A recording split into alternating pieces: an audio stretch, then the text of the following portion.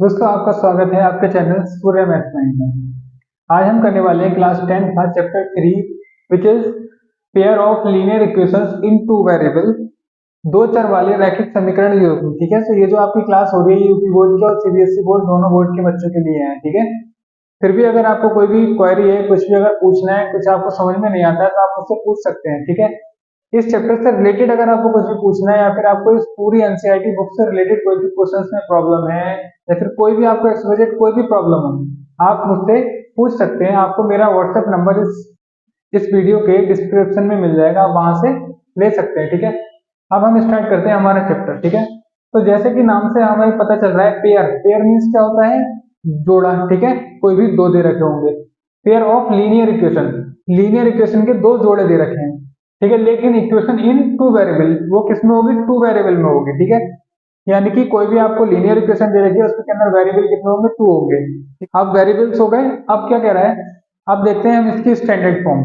Standard form क्या होती है? देखिए, पेयर ऑफ लीनियर, पेयर यानी कि ये हो गए दो। ठीक है, तो हो गया पेयर ऑफ लीनियर इक्वेशन, ये होगी linear equation in two variable. इसके अंदर वेरिएबल कितने हैं? एक वेरिएबल एक्स है, एक वाई है। एक एक्स है, एक वाई है। ठीक है, ये हो गए वेरिएबल्स। और यहाँ पर जो a1 a2 है, ये क्या है? इसके कोफिशिएंट्स हैं। और यहाँ पर b1 b2 भी कोफिशिएंट है और c1 c2 भी कोफिशिएंट है। ठीक है, ये सब होते हैं कोफिशिएंट्स। इसके बाद हम देखेंगे, अगर हम इसका एग्जाम्पल लें। ठीक है, अगर मैं आपको और एग्जाम्पल लूँ, ये तो स्टैंडर्ड फॉर्म है linear pair of pair of linear equation in two variable का। ये क्या है? स्टैंडर्ड फॉर्म है। आपको अगर एग्जाम्पल लेकर दूं, तो अगर कोई इक्वेशन लिखी है 3x plus 4y plus 5 equal to 0, और एक और इक्वेशन लेते हैं 5x plus 3y minus 3 equal to 0। ठीक है, ये टू इक्वेशंस हैं। इन दोनों इक्वेशंस में x और y क्या है? इसके वेरिएबल है। और 3 और 5 क्या है? इसके कोफिशिएंट्स हैं। या 4 कोफिशिएंट्स है, 3 कोफिशिएंट्स है। ठीक है, और 5 और 3 क्या है? ये भी आपके कोफिशिएंट्स हैं या फिर कांस्टेंट टर्म्स हैं। अब आपको क्या करना होता है, आपको टू इक्वेशंस गिवन होती हैं और आपको क्या करना होगा, यहाँ पर इनसे इनके कोफिशिएंट्स की वैल्यू फाइंड कर लेनी है कंपैरिजन के द्वारा। ठीक है, कंपैरिजन करेंगे हम इन दोनों की। तो यहाँ से जो a1 है, a1 किसके इक्वल है? 3 के। ठीक है, तो a1 की वैल्यू कितनी आ जाएगी? 3। और a2 किसके इक्वल है? 5 के। तो यहाँ से आ जाएगा a2 इक्वल टू 5। ऐसे यहाँ b1 इक्वल टू कितना है? b1 equal to 4। और b2 इक्वल टू कितना है? b2 इक्वल टू है 3। और C1 इक्वल टू कितना है? 5। और C2 इक्वल टू कितना है? -3। ठीक है, तो ये जो होंगे, इस तरीके से हम क्या कर सकते हैं? कोफिशिएंट फाइंड कर सकते हैं। इसके बाद देखिए, अगर कोई भी लीनियर इक्वेशन है और उसको हमें सॉल्व करना है, तो सॉल्व करने के लिए हम कितने मेथड का यूज करेंगे? ठीक है, कितने एनसीईआरटी की बुक में हमें दे रखे हैं इस year. Solution of pair of linear equations in two variable. First method is graphical method, इसको कहते हैं ग्राफीय विधि। सब्स्टिट्यूशन मेथड मीन्स प्रतिस्थापन विधि। और एलिमिनेशन मेथड, एलिमिनेशन मीन्स होता है विलोपन विधि।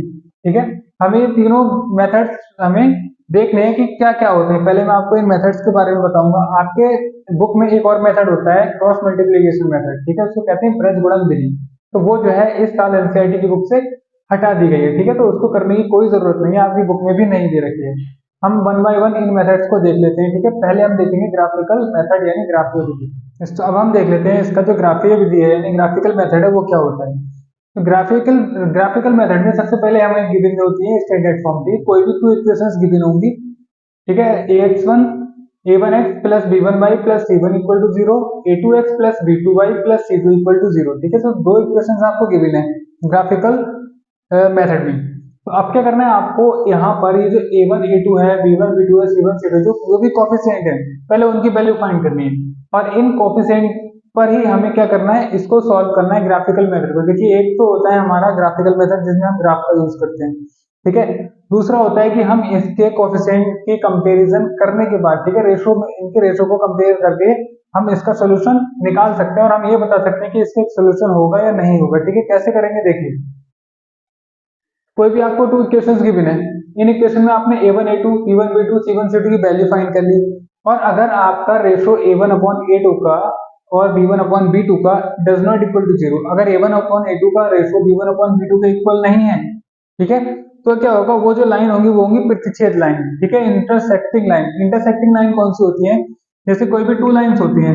ठीक है, एक लाइन ले लेते हैं, एक ये है लाइन। ठीक है, ये लाइन है एक, और एक लाइन है आपकी ये, ठीक है। तो ये जो लाइन्स हैं वो कहाँ पर इंटरसेक्ट करती है, इस पॉइंट पर, ठीक है। ओ पॉइंट पर अगर इंटरसेक्ट कर रही है तो इसी को हम बोलते हैं इंटरसेक्टिंग पॉइंट। और जब इंटरसेक्ट करेंगे तो ये दोनों लाइनें किस जगह पर मिलेंगी, यहाँ एक जगह पर मिल रही है ना, ओ पॉइंट पे। तो ओ पॉइंट पे मिल रही है, इसलिए इसके कितने सॉल्यूशंस होंगे, ओनली वन सॉल्यूशन, ठीक है। केवल एक सॉल्यूशन होगा, क्योंकि यहाँ पर एक जगह पर ये प्रतिच्छेद कर रही है, एक जगह पर एक दूसरे को काट रही है, ठीक है। नेक्स्ट क्या है, नेक्स्ट है a1 upon a2 equal to b1 upon b2 equal to c1 upon c2, ठीक है। इस कंडीशन में क्या होगा, इस कंडीशन में अगर आपके तीनों यहाँ पर एक रेशो इक्वल है, तो जब तीनों रेशो इक्वल होंगे तो जो लाइन होगी वो कौन सी लाइन होगी, संपाती रेखा, यानी कि कोइंसिडेंट लाइन होगी। अब ये कोइंसिडेंट लाइन कौन सी होती है, कोइंसिडेंट लाइन वो लाइन होती है जो कि जैसे एक लाइन ये है, एक तो लाइन ये है, ठीक है। इसी लाइन पर एक और लाइन इंसिडेंट हो जाए, यानी कि इसी पर एक और लाइन रख दी जाए इस तरीके से, ठीक है।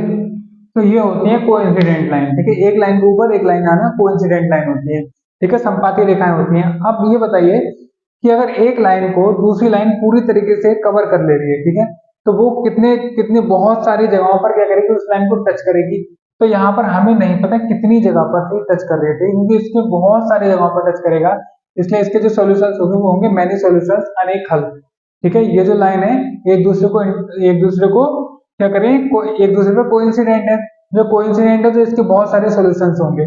नेक्स्ट आता है आपका, अगर a1 अपॉन a2 का रेशियो b1 अपॉन b2 के तो इक्वल है, ठीक है, बट c1 अपॉन c2 के इक्वल नहीं है, तो इस कंडीशन में क्या होगा, जो लाइन होगी वो होगी पैरेलल लाइन। अब पैरेलल लाइन कौन सी होती है, पैरेलल लाइन वो लाइन होती है जैसे एक लाइन तो ये जा रही है, ठीक है।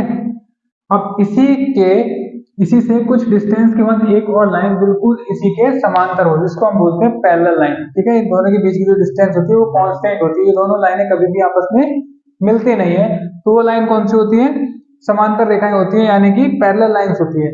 अब जब ये लाइन कहीं पर मिलेंगी नहीं तो इनका कोई सोल्यूशन होगा, कोई सोल्यूशन नहीं होगा, तो इनका क्या होता है, नो सोल्यूशन होता है, इसमें कोई सोल्यूशन ही नहीं होता है, ठीक है। तो इस तरीके से हम क्या कर सकते हैं, इनके कोएफिशिएंट फाइंड कर और रेशो को इक्वल और डज नॉट इक्वल देखकर हम बता सकते हैं कि कौन सी लाइन इंटरसेक्टिंग लाइन है, कौन सी कोइंसिडेंट और कौन सी पैरेलल लाइन है, और इसके कितने सॉल्यूशंस हो सकते हैं, ठीक है। और ये लाइंस कौन सी होती है ये भी आपको अच्छे से समझ में आ गया होगा, ठीक है। आप क्या करते हैं, अब हम देखेंगे ग्राफिकल मेथड का एक एग्जांपल, ठीक है। एग्जांपल के थ्रू आपको पूरा बता देता हूँ किस तरीके से करना है, ठीक है। तो चलते हैं नेक्स्ट। तो ग्राफिकल मेथड को हम समझते हैं एग्जांपल के थ्रू। तो आपको एक एग्जांपल गिवन है जिसके अंदर टू पेयर्स दे रखे हैं आपको लीनियर इक्वेशन के, ठीक है, और टू वेरिएबल में। अब आपको क्या करना है, यहाँ पर पहले कोफिशिएंट की वैल्यूज फाइंड कर लेते हैं, ठीक है। तो आपको जो फर्स्ट इक्वेशन गिवन है तो इसमें आपको पता है यहाँ पर क्या था, a1x प्लस b1y प्लस का c इक्वल टू 0, ठीक है, ये होता है। तो यहाँ पर हम क्या करेंगे, a1 और a2 की वैल्यू देख लेते हैं। पहले देखते हैं a1, ठीक है। तो a1 इक्वल टू कितना होगा यहाँ पर 1, और a2 इक्वल टू कितना होगा 2, ठीक है, और b1 इक्वल टू कितना आएगा 3, और c1 इक्वल टू -3, ठीक है। अब पहली कंडीशन देखते हैं, पहले हमने क्या किया था, ratio a1 a2 equal to b1 upon b2, देख लेते हैं क्या इक्वल आ रहा है या नहीं। यहाँ से a1 upon a2 equal to b1 upon b2 अगर करेंगे तो a1 की वैल्यू कितनी है 1 अपॉन 2 इक्वल टू यहाँ पर कितना है 3 अपॉन -3। तो यहाँ से हमने देखा ये 1 अपॉन 2 जो है ये 3 अपॉन 3 के इक्वल नहीं आ रहा है, ये डज नॉट इक्वल टू 0 है। जब यहाँ पर a1 upon a2 equal to a1 upon a2 does not equal to b1 upon b2 होता है, ठीक है, तो यहाँ पर कौन सी वाली कंडीशन होती है, ये होती है इंटरसेक्टिंग लाइन, ठीक है। और जब इंटरसेक्टिंग लाइन होती है तो इसके सॉल्यूशन कितने होते हैं, वन सॉल्यूशन होता है, ठीक है। इंटरसेक्टिंग लाइन कौन सी होती है, जो एक दूसरे को कट करती है। यहाँ एक पॉइंट पर कट करेंगे तो इसका सोल्यूशन कितना होगा, ओनली वन सोल्यूशन होगा इसका, ठीक है। तो वन सोल्यूशन होगा। अब इसको आगे करते हैं, देखिए कैसे करना है आपको। अब आपको क्या करना है, इस इक्वेशन को सॉल्व करना है, उसके सॉल्यूशंस फाइंड करने हैं। तो सॉल्यूशन फाइंड करने के लिए हम क्या करेंगे, देखिए आपको पहले क्या करना है, एक बॉक्स बना लेना है, ठीक है। एक बॉक्स बना लेते हैं, एक बॉक्स बना लेना है, ठीक है, एक्स एंड वाई। एक बॉक्स यहां पर बना लेते हैं, ठीक है। बहुत इजी मेथड है ये आपको फाइंड करने का, एक्स और वाई। यहाँ पर जो आपकी इक्वेशन है, फर्स्ट इक्वेशन को पुट कर दीजिए, x plus 3y equal to 6, और यहाँ पर कौन सी थी हमारी 2x minus 3y equal to 12, ठीक है। आपको क्या करना है, आपको पहले इस इक्वेशन को सॉल्व करना है। तो इस इक्वेशन को सॉल्व करने के लिए आप क्या करेंगे, पहले हम ले लेते हैं y इक्वल टू 0, ठीक है। अब अगर इस इक्वेशन में y इक्वल टू 0 पुट कर दूं, ठीक है, y की वैल्यू कितनी पुट करनी है 0, तो ये 3 की 0 से मल्टीप्लाई होगी, ये 0 हो जाएगा और x इक्वल टू कितना आएगा 6, तो x की वैल्यू कितनी आएगी 6, ठीक है। अगर मैं यहाँ पर 0 ले लूँ x के प्लेस पर, अगर x के प्लेस पर मैं 0 ले लूँ तो ये x 0 हो जाएगा और बचेगा 3y इक्वल टू 6, और ये 3 6 के डिवाइड में जाकर कितना हो जाएगा 3 2 से 6, तो कितना आएगा 2, ठीक है, तो ये आ जाएगा आपका 2। तो ये 2 सॉल्यूशंस हो गए हमारे, ठीक है, इस इक्वेशन के। ऐसे इस इक्वेशंस के आपको सॉल्यूशंस फाइंड करने हैं, तो पहले क्या करेंगे y इक्वल टू 0 लेकर देख लीजिए, y इक्वल टू 0 लेंगे तो 2x इक्वल टू आएगा 12 और x इक्वल टू कितना हो जाएगा 6, ठीक है। अब x इक्वल टू अगर 0 लेंगे आप, अब x इक्वल टू 0 ले लीजिए, पूरा क्या हो जाएगा 0 और माइनस 3y इक्वल टू बचेगा 12, ठीक है, माइनस 3y इक्वल टू 12 और y इक्वल टू कितना आ जाएगा 12 अपॉन माइनस 3, तो 3 से कितने टाइम जाएगा 3 4 जब, तो y इक्वल टू आ जाएगा माइनस 4, तो यहाँ आ जाएगा माइनस का 4, ठीक है। तो इस तरीके से हमने क्या किया, इसके सॉल्यूशंस फाइंड कर लिए, ठीक है, सॉल्यूशन सब हमें मिल गए। अब हमें क्या करना है, इसको करना है ग्राफ पर रिप्रेजेंट, ठीक है। ग्राफ पर रिप्रेजेंट कैसे करना है, तो इन सॉल्यूशंस के बाद हमें मेनली क्या है ग्राफ गिवन है, इस ग्राफ पर आपको रिप्रेजेंट करके दिखाना है। तो देखिए कैसे दिखाएंगे, पहली वाली क्वेश्चन में देखिए कौन से पॉइंट आ रहे हैं 6, पहले पहले देखिए इसमें क्या कौन सा पॉइंट आ रहा है 6,0 और दूसरा कौन सा है 0,2, और इसमें कौन कौन से आ रहे हैं 6 और 0 और नेक्स्ट क्या आ रहा है 0 और -4। अब आपको इन पॉइंट्स को कहाँ रिप्रेजेंट करना है ग्राफ पर, तो पहले हम इसको ग्राफ पर रिप्रेजेंट करेंगे 6 और 0 को। देख लीजिए 6 और 0 क्या है, फर्स्ट जो होगा वो होगा एक्स एक्सिस पर और सेकंड होगा वाई पर, एक्स एक्सिस वाई एक्सिस। तो एक्स एक्सिस पर कितना है 6 और वाई पर 0, जब वाई पर 0 है तो वाई से हमें कोई मतलब नहीं है, हमें एक्स पर देखना है 6, तो एक्स एक्सिस ये है, इस पर 6 पॉइंट कहाँ है, ये रहा। तो ये जो आपका पॉइंट है ये कौन सा है 6,0, ठीक है। नेक्स्ट है 0,2, एक्स एक्सिस पर 0, तो एक्स एक्सिस से कोई मतलब नहीं है, वाई पर 2 है तो वाई पर 2 कहाँ होगा यहाँ पर, तो ये हो जाएगा आपका 0,2, ठीक है। नेक्स्ट 6,2 सॉरी नेक्स्ट ये है 6,0, 6,0 ऑलरेडी है, अब क्या है 0,-4, एक्स एक्सिस पर कितना है 0, तो एक्स से हमें कोई मतलब नहीं है, वाई पर है -4, तो वाई में माइनस वाली ये रही और -4 आ रहा है, तो ये वाली जो पॉइंट होगा ये होगा आपका 0,-4। अब आपको क्या करना है देखिए, अब जो आपकी ये वाला पॉइंट है 0,2 और 6,0, इसको आपको क्या करना है स्केल के हेल्प से आप क्या करेंगे इसको मिला देंगे, और ऐसे ही आपका ये वाला जो पॉइंट है इसको मिला देंगे, ठीक है, इस तरीके से ये लाइन आएगी और यहाँ से मिला देंगे, ठीक है। अब ये जो हुआ सोल्यूशन, ये कौन सी वाली इक्वेशन का सोल्यूशन था x plus 3y equal to 6 का, और ये वाला कौन सा था, ये था 2x minus 3y equal to 12 का, और इन दोनों लाइनों ने इंटरसेक्ट कहां पर किया है, इस पॉइंट पर किया है, तो इसका जो सॉल्यूशन होगा, सॉल्यूशन क्या होगा 6,0, यानी कि जो आपकी वैल्यू है x इक्वल टू कितना आएगा 6 और y इक्वल टू कितना आ जाएगा 0, ठीक है। तो ये आपके सॉल्यूशंस हो जाएंगे, ये आपका आंसर हो जाएगा, ठीक है। इस तरीके से हमें क्या करना है ग्राफिकल मेथड का यूज करके फाइंड करनी है वैल्यू, ठीक है। यहाँ पर वन सॉल्यूशन था, हमने दिखा दिया यहाँ पर वन सॉल्यूशन किस तरीके से आया, x की वैल्यू 6 आई और y की वैल्यू 0 आई है। तो इस तरीके से आपको क्वेश्चंस करने हैं, ठीक है। इसके बाद हम समझेंगे नेक्स्ट मेथड, तो नेक्स्ट मेथड सब्स्टिट्यूशन मेथड, ठीक है, प्रतिस्थापन विधि। अब पहले हम देख लेते हैं सब्स्टिट्यूशन का मीन्स क्या होता है। सब्स्टिट्यूशन या फिर प्रतिस्थापन वो कहते हैं, सब्स्टिट्यूट मीन्स होता है किसी भी एक वेरिएबल की आपको वैल्यू फाइंड कर लेनी है, ठीक है, किसी भी एक इक्वेशन से, और जब एक वेरिएबल की वैल्यू आ जाए वो आपको सेकंड इक्वेशन में पुट कर देनी है, ठीक है। प्रतिस्थापन मीन्स होता है एक के स्थान पर दूसरे को रखना, ठीक है। किस तरीके से करना है आप वो देख लीजिए। अब इसको हम करते हैं सॉल्व, ठीक है। आपको फर्स्ट इक्वेशन गिवन है, ठीक है, सो फ्रॉम इक्वेशन 1, ठीक है, इक्वेशन 1 में देखिए क्या है, इक्वेशन थी 1x plus 3y equal to 6। अब क्या करना है आपको एक वेरिएबल की वैल्यू फाइंड करनी है, मैं x की वैल्यू फाइंड करता हूँ, तो x को क्या करूंगा मैं इक्वल के एक तरफ लेकर चल देता हूँ, ठीक है। x इक्वल टू यहाँ पर कितना आ रहा है 6, तो आपको 6 को एज इट इज नोट करना है, और जो ये वैल्यू आ रही है प्लस 3y, इसको जब इक्वल के उस तरफ लेकर जाएंगे तो ये क्या हो जाएगी माइनस, तो -3y, ठीक है, ये हो जाएगा। इसको हम कह लेते हैं इक्वेशन, ये तो थी आपकी इक्वेशन 1 और ये हो गई 2 और ये जो आ रही है इक्वेशन आ गई आपकी 3, ठीक है। ये आपके 3 इक्वेशंस हो गए। आप क्या करेंगे सब्स्टिट्यूट कर देना है,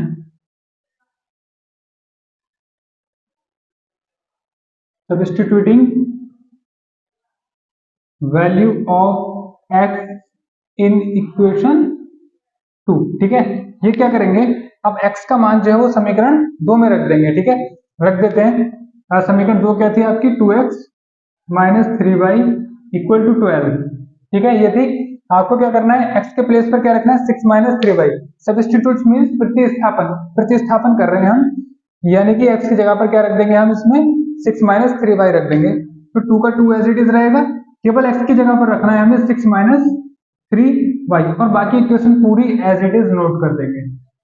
अब आपको क्या करना है, इसको मल्टीप्लाई करना है। तो 2 6 12 minus 2 3 6y minus 3y equal to 12। ठीक है, यहां से क्या करेंगे, 12 को एज इट इज नोट करेंगे।